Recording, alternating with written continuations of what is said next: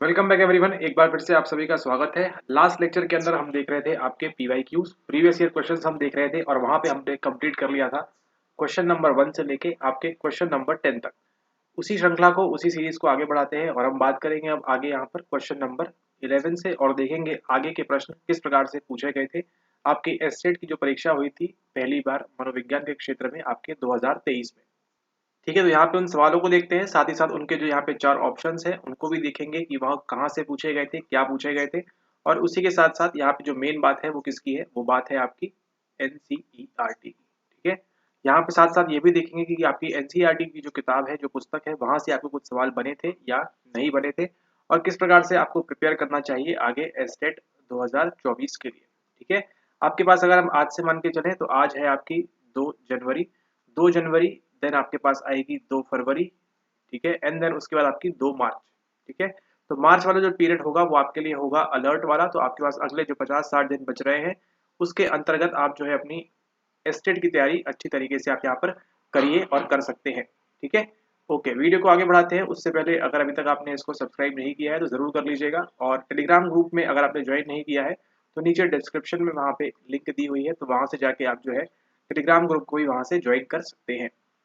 चलिए यहाँ पर देखते हैं हम अगला सवाल। उसी के साथ साथ आप लोग क्या करेंगे, इसको एज अ एमसीक्यू लेंगे और अगर इस बार की परीक्षा में आप बैठ रहे हैं, बैठ ही रहे होंगे, ये वीडियो देख रहे हैं, तो एस्टेट 2024 की जो परीक्षा है इसके लिए आप इसको एक मॉक टेस्ट भी समझ लीजिए। आप जो सवाल आ रहे हैं इनको देने का प्रयास करें। ठीक है, अगर आपके अधिक से अधिक सही होते हैं इसका मतलब आप सही पढ़ रहे हैं, और अगर आपके गलत हो रहे हैं तो आपको यहाँ पर अपनी जो तैयारी है, जो आपकी परीक्षा है, उसके लिए आपको और अच्छी मेहनत करने की जरूरत है।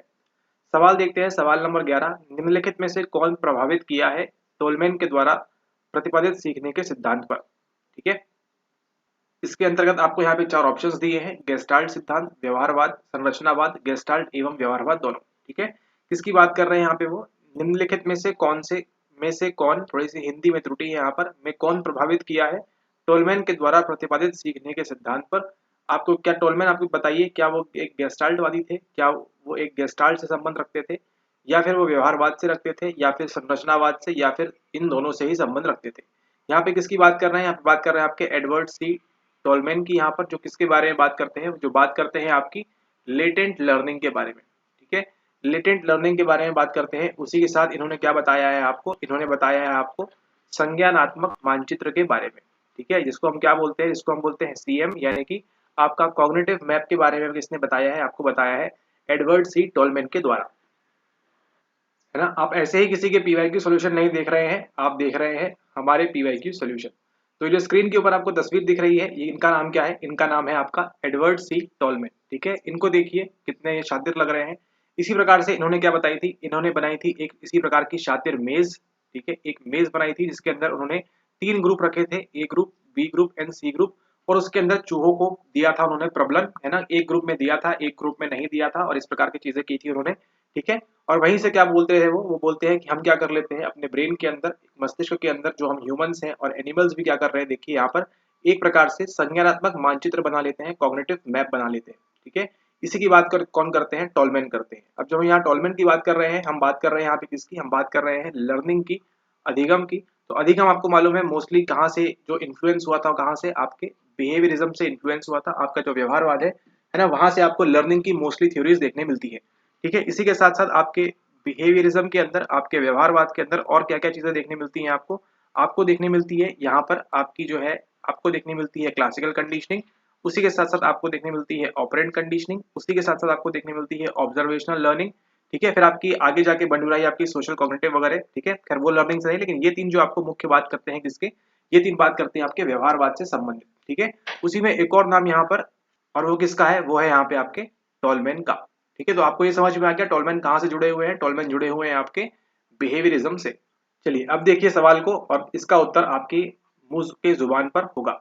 निम्नलिखित में से कौन प्रभावित किया है टोलमैन के द्वारा प्रतिपादित सीखने के सिद्धांत पर, गेस्टाल्ट नहीं, व्यवहारवाद नहीं, संरचनावाद नहीं, और ये भी नहीं। सही आंसर क्या है इसका, सही आंसर है आपका ऑप्शन नंबर बी, व्यवहारवाद। ठीक है, यानी कि बिहेवियरिज्म की बात हो रही है यहाँ पे। ठीक है, गेस्टाल्ट की बात नहीं हो रही है, एज अ होल की बात कुछ भी नहीं कर रहे हैं, संरचना की बात भी नहीं कर रहे हैं, स्ट्रक्चरलिज्म की बात नहीं कर रहे हैं। गेस्टाल्ट में कौन थे आपके, आपके वो 3 थे, कॉलर का बंदर, है ना, कर्ट कॉफ का, और वो लोग थे व्यवहारवाद में आपको बता दिया है। स्ट्रक्चरलिज्म की बात कौन करता है, अगर आपको मालूम है तो, हमको नहीं मालूम है प्लीज आप बता दीजिएगा नीचे यहाँ पर कमेंट करके। ऑलराइट, तो ये था आपका 11 नंबर का सवाल। सही आंसर क्या है इसका, आपका ऑप्शन नंबर बी, व्यवहारवाद।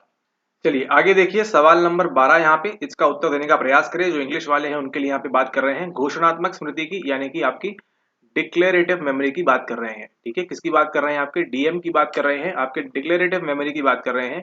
घोषणात्मक स्मृति खालिस्तान का एक प्रकार है। ठीक है, संवेदी स्मृति, लघुकालीन स्मृति, दीर्घकालीन स्मृति और चलन स्मृति। ठीक है, तो ये सवाल भी आपको देखने कहाँ मिल जाएगा, ये भी आपको देखने मिल जाएगा आपकी जो बेसिक सी पुस्तक है, जिसको हम चीख चीख चिल्ला चिल्ला के कह रहे हैं कि आपको इसको पढ़ना है बस और कुछ नहीं करना है ना। तो ये जो पुस्तक है ये आपको उसमें भी मिल जाएगा और अन्य पुस्तकों में भी, ये कॉमन सी बात है। यहाँ पे किसकी बात कर रहे हैं, वो डिक्लेरेटिव मेमोरी के बारे में पूछ रहे हैं। घोषणात्मक स्मृति जो आपकी होती है वो किसका एक प्रकार है, क्या वो संवेदी स्मृति की बात करता है, क्या वो सेंसरी मेमोरी की बात करता है, क्या वो लघुकालीन स्मृति की बात करता है, क्या वो एसटीएम की बात करता है, क्या वो दीर्घकालीन की बात करता है यानी कि एलटीएम की। और यहाँ पे चलन स्मृति कह रहे हैं तो आई गेस वो यहाँ पर कहना चाह रहे होंगे वर्किंग मेमोरी के बारे में। मे बी चलन स्मृति पता नहीं, कार्यकारी होता तो हाँ कंफर्म वर्किंग मेमोरी था, लेकिन चलन भी चलिए मान सकते हैं हम यहाँ पर कि वो वर्किंग मेमोरी की ही बात करना चाह रहे होंगे। ठीक है, तो यहाँ पे क्या है आपकी आपकी डिक्लेरेटिव मेमोरी है। डिक्लेरेटिव मेमोरी किसके अंदर आती है, आपको किस बॉक्स के अंदर गिरती है, ये गिरती है आपके एलटीएम के अंदर, है ना, लॉन्ग टर्म मेमोरी के अंदर गिरती है। संवेदी के अंदर कौन सी गिरती है आपकी, आपकी गिरती है एक आइकॉनिक और एक आपकी गिरती है अकाउस्टिक, या फिर वो इकोइक वाली जो थी आपकी इकोइक मेमोरी वो गिरती है। एसटीएम में आपकी जो है वर्किंग मेमोरी आ जाएगी। ठीक है, और भी चीजें हैं उसके अंदर। और यहाँ पर आपका जो राइट आंसर है वो क्या होगा, वो होगा आपका यहाँ पर दीर्घकालीन स्मृति के बारे में, यानी कि एलटीएम के बारे में। मतलब आपने देखा यहाँ पे सवाल कहाँ से आ रहा है, आपको मेमोरी से भी सवाल देखने मिल रहा है। ऊपर आपने देखा यहाँ पे 6 चैप्टर लर्निंग से भी वो सवाल पूछ रहे हैं। तो अगर आप इसका उत्तर सक्सेसफुली दे पाए तो वेरी गुड, नहीं दे पाए तो थोड़ा सा और अच्छे से अभ्यास करें। और हम चलते हैं अगले प्रश्न की ओर। ये देखिए अगला सवाल, सवाल नंबर 13, स्मृति के संसाधन के स्तर मॉडल के अनुसार स्मृति संसाधन का सही क्रम कौन सा है। ठीक है, ये जो सवाल है इसमें मोस्टली बच्चों ने क्या किया होगा, मोस्टली यहाँ पे गलती की संभावना बहुत ज्यादा है। ठीक है, अगर आप एग्जाम हॉल में बैठे हैं 100 सवाल आपके सामने है तो बहुत मोस्ट लाइकली है कि आप इस सवाल के अंदर क्या करेंगे, वहां पर आप गलती करेंगे। ठीक है, इसमें कोई बड़ी बात नहीं है, ये आपका जो है यहाँ पे गलत करने के लिए ही आपको एक प्रश्न दिया हुआ है। चलिए देखते हैं यहाँ पे इसको क्या बोल रहे हैं। स्मृति के संसाधन के स्तर मॉडल, स्तर मॉडल कौन सा है आपके यहाँ पे, स्टेज मॉडल की बात कर रहे हैं। उसके अनुसार मेमोरी जो है आपकी संसाधित होती है, उसके बारे में सही क्रम कौन सा है आपका, अर्थगत स्तर ये नहीं, सबसे सही स्तर कौन सा यहाँ पे आप परसीव करेंगे, प्रत्यक्षण, देन अर्थगत स्तर होगा उसका, और फिर उसके बनावट के स्तर के ऊपर। ठीक है, इस प्रकार से आपका यहाँ पर बात कर रहे हैं। स्तर मॉडल के अनुसार पूछा गया है, आपकी स्टेज मेमोरी के हिसाब से यहाँ पर पूछा गया है। स्टेज मॉडल जो था उसके हिसाब से पूछ रहे हैं। सबसे पहले आपका प्रत्यक्षण आएगा, देन उसका जो मीनिंग होगा एंड देन उसकी जो बनावट होगी, उस स्तर पर क्या करते हैं स्मृति संसाधन का ये सही क्रम होता है। ठीक है, तो इसको आप नोट कर लेंगे, हो सकता है आपको रिपीट हो जाए कहीं पीवाईक्यूज में, आपको ध्यान रखना है प्रत्यक्षण, अर्थगत स्तर या फिर बनावट स्तर। ठीक है, ये तीनों इस ऑर्डर में होते हैं, प्र अ ब, इसको आप ध्यान रखें। ठीक है, प्रणव मुखर्जी से भी ऐसे याद रख सकते हैं आप इसको। लेकिन जब किसकी बात करेंगे, स्तर मॉडल की बात करेंगे, यानी कि स्टेज मॉडल की बात कर रहे हैं। ठीक है, लेवल्स ऑफ मेमोरी की जब बात कर रहे हैं उसके आधार पर। तो ये सवाल आपसे गलत हो जाए कोई इसमें दिक्कत नहीं है, ये हो सकता है गलत, लेकिन अगर आपको आगे रिपीट हो रहा है तो इसमें आप गलती ना करें। अब चलते हैं हम सवाल नंबर 14 की ओर। चलिए यहाँ पर देखिए अब सवाल नंबर 14 की बात करेंगे। विस्मरण के द्विकारक सिद्धांत के द्वारा खालिस्तान के द्वारा प्रतिपादन किया गया था। ठीक है, यहाँ पे दिया हुआ है एंड बड़ी बात है यहाँ पे, ये वाला सवाल देख रहे हैं आप, ये दूसरे नंबर का आपका टफ सवाल। पहला आपको बताया ये वाला था। ठीक है, ये भी आपका कहाँ से था, ये भी आपके मेमोरी से था।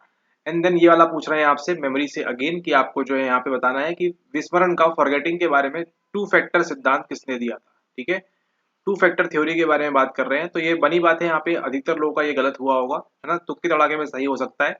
इसका सही आंसर क्या है, यहाँ पे सही आंसर इसका मूलर एंड पिल्जेकर। यहाँ पे किसकी बात कर रहे हैं, ये बात करना चाह रहे थे आपकी रेट्रोएक्टिव इंटरफेरेंस की। ठीक है, रेट्रोएक्टिव इंटरफेरेंस जो आपका होता है उसकी बात कर रहे हैं। पता नहीं यहाँ पे द्विकारक यहाँ पे दिया हुआ है। ठीक है, इस प्रकार के सवाल आपसे गलत हो सकते हैं एग्जाम हॉल के अंदर। ठीक है, आपको इस पे फोकस नहीं करना है किस प्रकार के टफ सवाल आ रहे हैं, आपको सवाल फोकस करना है इजी सवाल आपसे ना छूटे, स्टेट के अंदर भी और आपके पीजीटी के अंदर भी। ठीक है, क्योंकि ये दो सवाल देखिए मैक्सिमम लोग क्या करेंगे, मैक्सिमम लोगों के ये दो सवाल गलत होंगे। ठीक है, क्योंकि यहाँ पे कुछ कुछ त्रुटियां हैं इस सवाल में। देखिए यहाँ पे आपका द्विकारक सिद्धांत दिया हुआ है। ठीक है, सीधा सीधा आप बोल सकते थे वो रेट्रोएक्टिव इंटरफेरेंस के बारे में, लेकिन थोड़ा सा वो टफ करना चाह रहे थे, may be just because of that. ठीक है, तो इस प्रकार के सवालों में आपसे गलती हो चल जाएगा, लेकिन आपसे आसान सवालों में गलती नहीं होना चाहिए, इसको आप नोट कर लें। विस्मरण की द्विकारक सिद्धांत किसने दिया है? मूलर एंड पिल्जेकर ने दिया है। आपको दो प्रकार के बताया था, एक होता है आपका रेट्रोएक्टिव इंटरफेरेंस और दूसरा होता है आपका प्रोएक्टिव इंटरफेरेंस। ठीक है, तो इसको आप ध्यान रखेंगे। ये विस्मरण की बात करते हैं, फॉरगेटिंग की। ओके, अब चलते हैं यहाँ पे सवाल नंबर 15 की ओर। एंड यहाँ पे सवालों की श्रृंखला को, सवालों की सीरीज को, सवालों के जो आंकड़े हैं उनको आगे बढ़ाएं, 15 से हम ऊपर जाएं। उसके पहले आपको बताना चाहते हैं यहाँ पर कि आपके ये जो दो प्रश्न थे, है ना, ये आपको कहाँ मिलेंगे?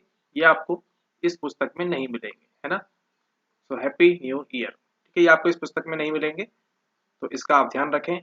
एंड एस्टेट में आपको अभी तक दो सवाल ऐसे देखने मिले, प्लस एक वन जो पिछले वीडियो में था। अगर वो नहीं देखा है तो लिंक में जाके आप देख सकते हैं। तीन सवाल अभी तक जो थे वो आपके एनसीईआरटी से बाहर के थे।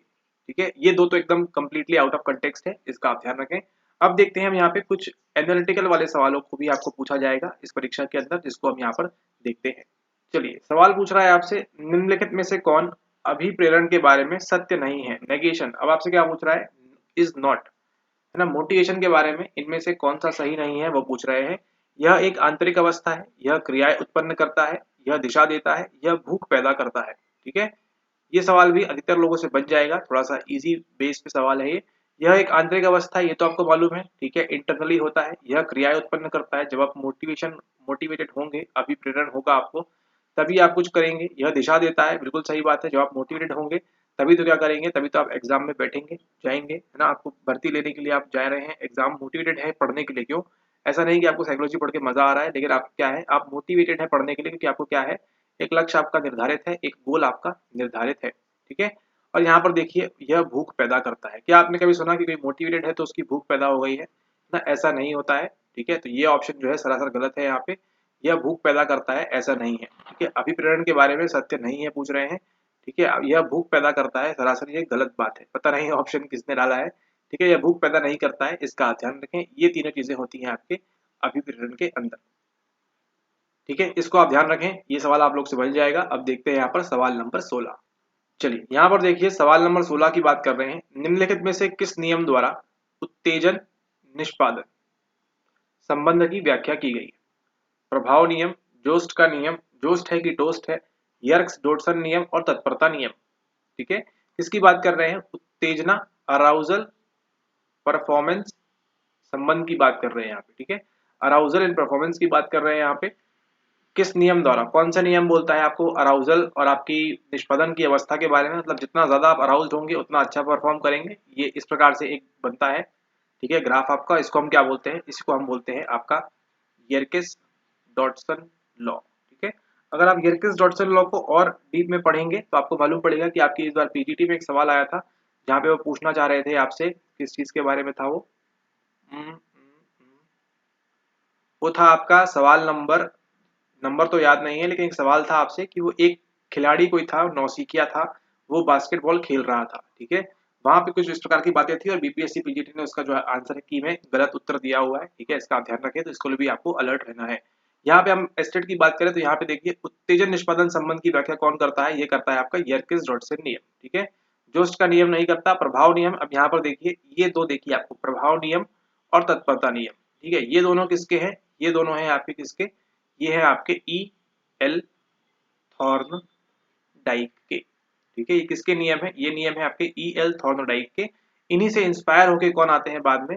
बाद में आते हैं आपके स्किनर। ठीक है, प्रभाव का नियम, लॉ ऑफ इफेक्ट, तत्परता का नियम। इसी में एक और नियम है, वो किसका है? वो है आपके एक्सरसाइज का, अभ्यास का नियम। ठीक है, तो ई एल थॉर्नडाइक ने ये तीन नियम दिए हैं, प्रभाव का नियम, तत्परता नियम और एक और है आपका, बताया दो अभी, अभ्यास का नियम।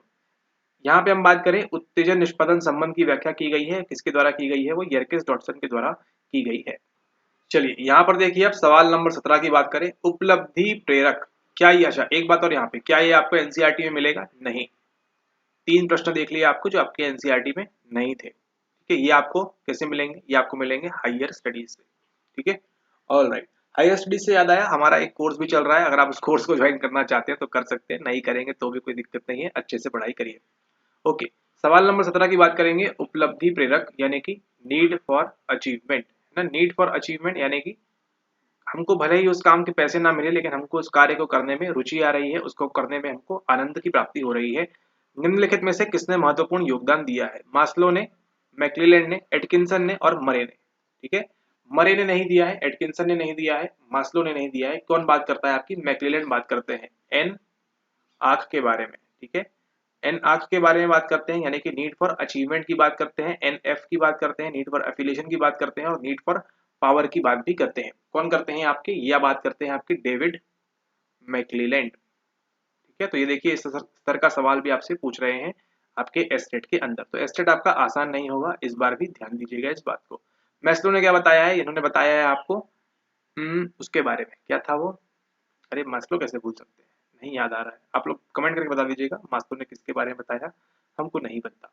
अब देखिए एटकिंसन के तो यहाँ है नहीं, ऊपर मेमोरी के मॉडल्स देख रहे थे हम, वहां पे एटकिंसन की बात होती है और मरे ने आपको जो है नीड्स के बारे में बताया है, फंतासी वगैरह की बात करते हैं। तो देखिए आपने 17 नंबर का सवाल, आंसर क्या है इसका? मैक्लेलैंड। अगर आप इनका आंसर अभी तक जो सवाल आए हैं इनका सही सही दे पा रहे हैं तो आप अच्छा पढ़ाई कर रहे हैं, और अगर नहीं कर रहे हैं तो अच्छे से पढ़ाई करिए। अगेन देखिए सवाल नंबर 18, निम्नांकित में से किस अभिप्रेरक का स्रोत बाहरी होता है? अब ये आपको किसी पुस्तक के अंदर डायरेक्ट नहीं मिलेगा, इसमें आपको अपना स्वयं का विवेक संज्ञान आपको यहाँ पर लगाना पड़ेगा, आपको अपना अपना कॉग्निशन यहाँ पर इस्तेमाल करना पड़ेगा। निम्नांकित में से किस अभिप्रेरक का स्रोत बाहरी होता है? सिंपली पूछ रहे हैं कि किसका जो स्रोत है कहाँ से आ रहा है, वो बाहरी होता है, एक्सटर्नल होता है। इंटरनल मोटिवेशन की बात नहीं कर रहे हैं, एक्सटर्नल की बात कर रहे हैं। तो यहाँ दिया है आंतरिक अभिप्रेरक, इंट्रिंसिक मोटिवेशन। ठीक है, ये तो यहाँ पे बात ही कर रहा है इंटरनल की। बाह्य अभिप्रेरक इसका सही उत्तर होगा। ठीक है, फलकारी भी नहीं, व्यक्तिगत अभिप्रेरक आपके खुद के हैं, फलकारी भी आपको जो है, ठीक है फलकारी भी है, मतलब हो सकता है बाह्य वाला, लेकिन यहाँ पे मोस्ट सुटेबल क्या है आपको साफ साफ लिखा हुआ है बाह्य अभिप्रेरक, तो आप इस पे ही टिक करेंगे। ठीक है, एक्सटर्नल मोटिवेटर्स जो है आपके, ठीक है, इनका स्रोत कहाँ से होता है? स्रोत या स्रोत भी हो सकता था यहाँ पर, इनका जो स्रोत है वो बाहरी होता है। ठीक है, तो ये था आपका सवाल नंबर 18। अब चलते हैं हम सवाल नंबर 19 की ओर। यहाँ पर देखिए सवाल नंबर 19 अब पहुंच चुके हैं वो किताब में आपके संवेग वाले टॉपिक के ऊपर। ठीक है, संवेग वाला टॉपिक है आपका, संवेग एक प्रतिक्रिया है जिसमें सन्निहित होता है संज्ञानात्मक अवस्था, शारीरिक प्रतिक्रिया, अभिव्यंजक व्यवहार, उपयुक्त के सभी।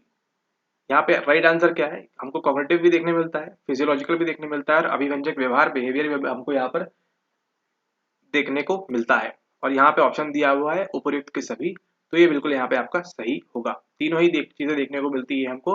ठीक है, जब क्या करते हैं, संवेग एक प्रतिक्रिया है, संवेग क्या है? एक रिएक्शन है। इमोशन क्या है आपके? एक रिएक्शन है, जिसके अंदर क्या क्या इंक्लूड होता है? ये होता है, ये होता है, ये होता है, यानी कि उपयुक्त के सभी ये तीनों ही इंक्लूड होते हैं।